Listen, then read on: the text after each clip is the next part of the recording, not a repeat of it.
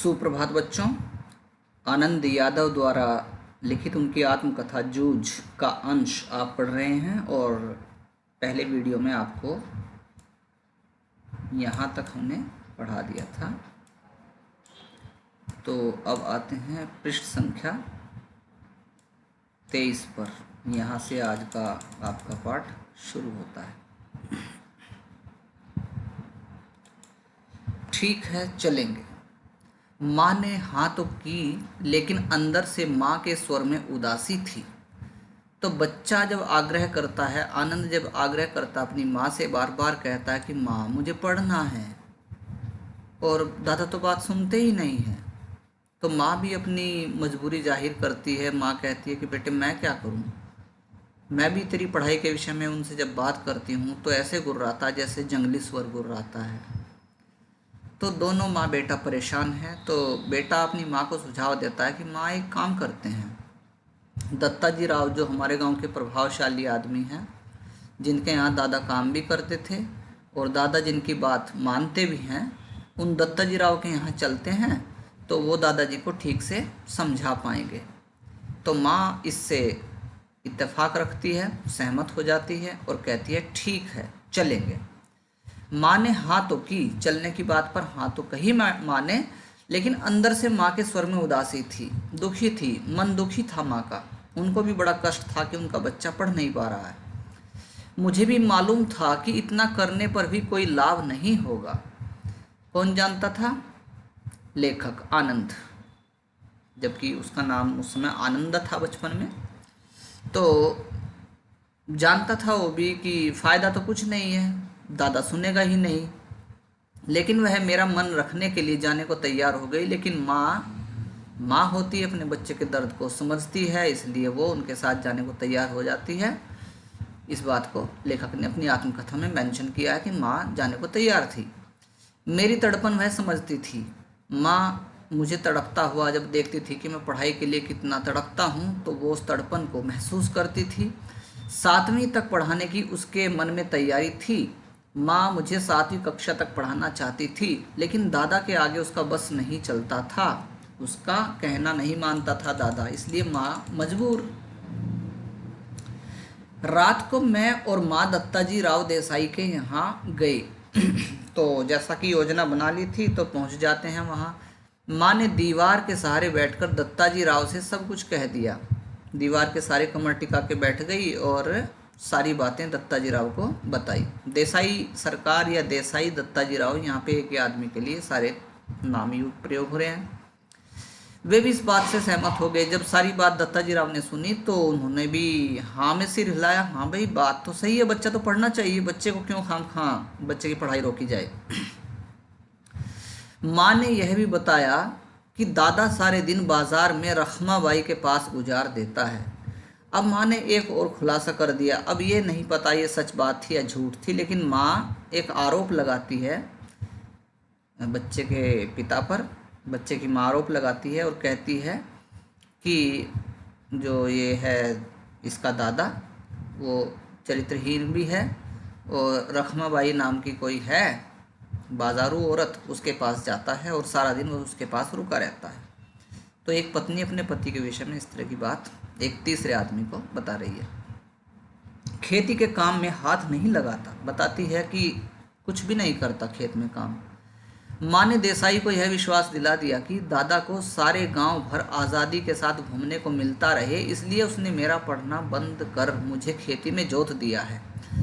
तो माँ की बातों से देसाई को भी विश्वास हो गया, दत्ता जी राव को भी विश्वास हो गया। माँ ने उनसे कहा कि वो तो अपनी आज़ादी के लिए इस बच्चे की पढ़ाई बर्बाद कर रहा है, खुद गांव में पूरे में घूमता है सारा दिन, और बच्चे की पढ़ाई बंद करके उसने बच्चे को खेत में लगा दिया है। और दत्ता जी राव को माँ की इस बात पे विश्वास भी हो जाता है। यह सुनते ही देसाई दादा चिढ़ गए और बोले, आने दे अब उसे, मैं उसे सुनाता हूँ कि नहीं अच्छी तरह देख। कोई बात नहीं, चिंता मत करो दोनों माँ बेटा, घर जाओ और आने दो मेरे पास, फिर मैं उसकी खबर लूँगा। उठते उठते मैंने भी दत्ता जी राव से कहा, अब जनवरी का महीना है, अब परीक्षा नज़दीक आ गई है। मैं यदि अभी भी कक्षा में जाकर बैठ गया और पढ़ाई की दोहराई कर ली तो 2 महीने में 5वीं की सारी तैयारी हो जाएगी। तो क्या कहता है वो कि जनवरी महीना चल रहा है, मार्च में परीक्षा है, थोड़ा समय अभी शेष है, और मैं अपनी पढ़ाई का अगर रिवीजन भी कर लूँ तो 2 महीने का समय है। क्योंकि जनवरी चल रही है और 2 महीने का समय है, नहीं, मार्च में परीक्षा हो जाएगी तो मैं 5वीं की सारी तैयारी कर लूँगा, अपनी परीक्षा में पास हो जाऊँगा। इस तरह मेरा साल बच जाएगा, कम से कम 1 साल तो बचेगा मेरा। अब खेती में ऐसा कुछ काम नहीं है, मेरा पहले ही 1 वर्ष बेकार में चला गया है, खेत में तो कुछ काम शेष नहीं है अब इन दिनों में, और पहले से ही मेरा एक पूरा साल बर्बाद हो गया है। ठीक है ठीक है, अब तुम दोनों अपने घर जाओ, जब वह आ जाए तो मेरे पास भेज देना। तो दत्ताजी राव ने कहा कि ठीक है, दोनों माँ बेटों की बात मैं समझ गया हूँ, अब घर चले जाओ और जब आए तो मेरे पास में उसको भेज देना। और उसके पीछे से घड़ी बर्बाद, तू भी आ जाना रे छोरा। बच्चे, जब वो तेरा बाप मेरे पास पहुँच जाए तो थोड़ी देर बाद तू भी आ जाना, तेरे सामने ही बात हो जाएंगी। जी कहकर हम खड़े हो गए। दोनों माँ बेटों ने सहमति में सिर हिलाया, ठीक है जी, भेज देंगे और हम भी आ जाएंगे। उठते उठते हमने यह भी कह दिया, हमने यहाँ आकर ये सभी बातें कही हैं, यह मत बता देना, नहीं तो हम दोनों की खैर नहीं है। साथ ही साथ दोनों ने ये भी कहा कि अगर आपने उनको बता दिया कि हम आपके पास में आए थे, सारी बातें हमने आपको बताई हैं, तो इससे तो हम दोनों पिट जाएंगे, घर जाते वो हमको मारेगा। बल्कि इसके स्थान पे आप ये कह देना कि माँ अकेली साग भाजी देने आई थी, आपके यहाँ माँ साग भाजी देने आई थी, यह बता देंगे तो अच्छा होगा। यदि ऐसा कुछ बहाना आप कर दें, झूठ बोल दें हमारी ओर से, तो ये हमारे लिए बेहतर होगा। तो वो कहता है दत्ताजी राव, ठीक है, मुझे जो करना है मैं करूँगा, मैं समझ गया तुम्हारी बात, उसके सामने ही तुझसे कुछ पूछूंगा तो निडर होकर साफ साफ उत्तर देना, डरना मत। और तू भी आ जाना थोड़ी देर बाद में, और उसके सामने तेरे से कुछ सवाल मैं पूछूंगा, तो तुझे डरने की कोई ज़रूरत नहीं है, साफ साफ उत्तर देना। तो कहता है लेखक, हाँ नहीं जी नहीं, बिल्कुल जैसा आप कह रहे हैं, बिल्कुल मैं सहमत हूँ उस बात से। मैं माँ के साथ लौट आया। तो ये फर्स्ट पर्सन में आदमी कह रहा है, इसका मतलब क्या है कि ऑटोबायोग्राफिकल ये भाषा होती है जिसमें मैं का प्रयोग करता है व्यक्ति। तो मैं माँ के साथ लौट आया अपने घर वापस। 1 घंटा रात बीते, दादा घर पर आया, और वहाँ से जाने के बाद दादा 1 घंटे बाद घर पे आता है। मैं घर में ही था, उस समय मैं घर में मौजूद था। आते ही माँ ने दादा से कहा, क्या कहती है वो, झूठ बोलती है यहाँ, साग भाजी देने देसाई सरकार के यहाँ गई थी तो उन्होंने कहा कि बहुत दिनों से तेरा मालिक दिखाई नहीं दिया है, खेत से आ जाने पर ज़रा इधर भेज देना।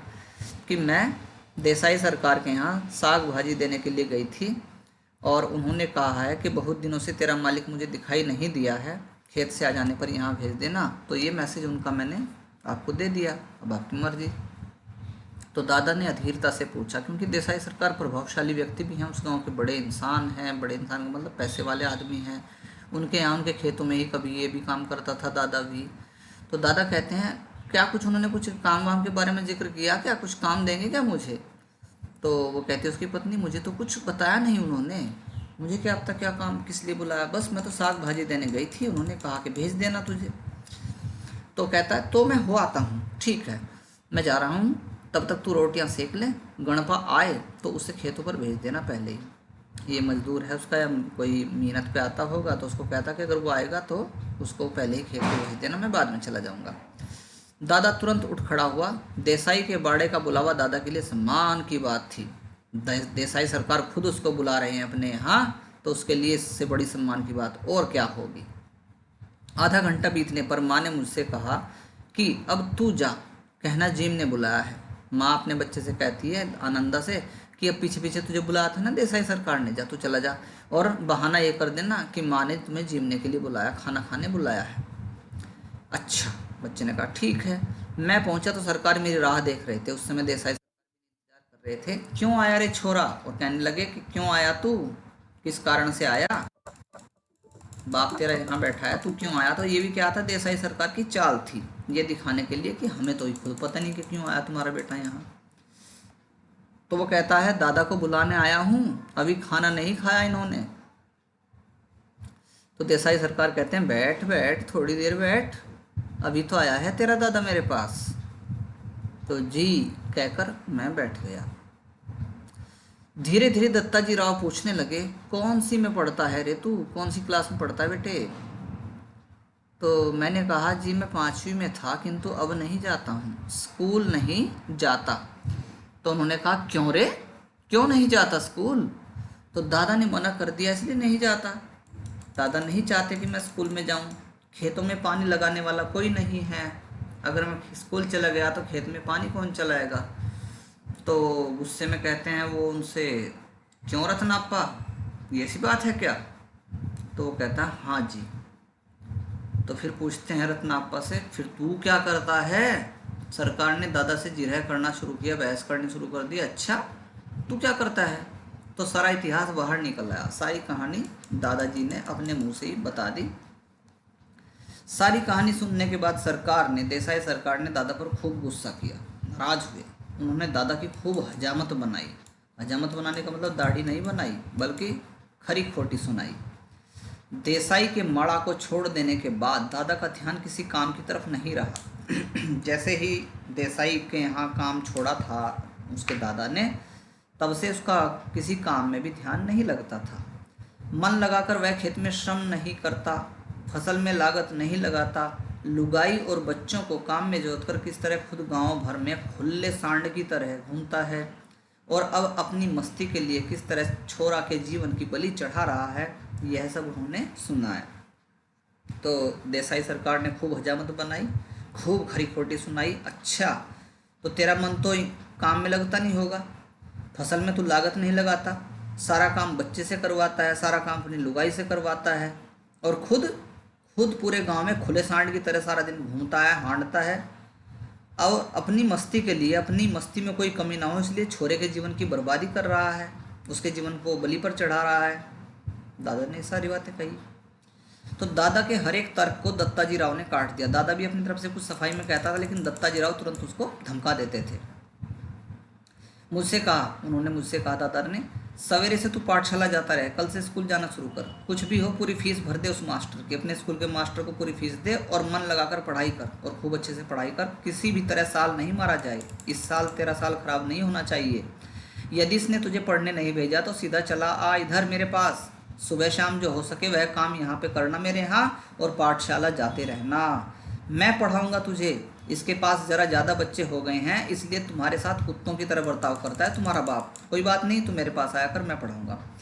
तो बाप कहता है कि मैंने कब मना किया है जी, इसको ज़रा गलत सलत आदत पड़ गई थी, इसलिए मैंने इसका पाठशाला से जाना रोक दिया, ताकि नज़रों के सामने रहे और गलत ना हो।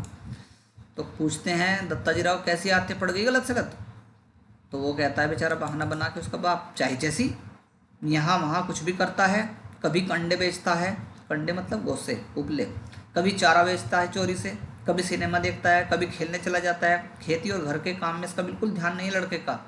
तो दादा ने तो मानो मेरे ऊपर ही अचानक हल्ला बोल दिया। तो वो कहते हैं, क्यों रे छोकरे, ऐसी बात है क्या? तो कहता है, नहीं जी, कभी एक बार मेले में पट्टा पर पैसे लगा दिए थे, हाँ थोड़ा कहीं मेले में गया तो थोड़ा पैसे से खेल लिया। कभी भी सिनेमा के लिए पैसे नहीं देते दादाजी, इसलिए खेत पर गोबर बीन बीन कर माँ से कंडे पथवा लिए। तो कंडे बेचने वाली बात कर रहे हैं ना, तो मैंने खुद गोबर इकट्ठा किया खेतों में से और माँ से कंडे पथवा लिए, उनको बेचकर मैंने कपड़े बनवाए थे, और उसी से एक बार थोड़े पैसे बचे थे तो मैंने सिनेमा देख लिया था, और मैंने भी सच झूठ मिला करके सब कुछ देसाई सरकार को बता दिया। तो ठीक है बच्चों, आज की वीडियो में इतना ही, धन्यवाद।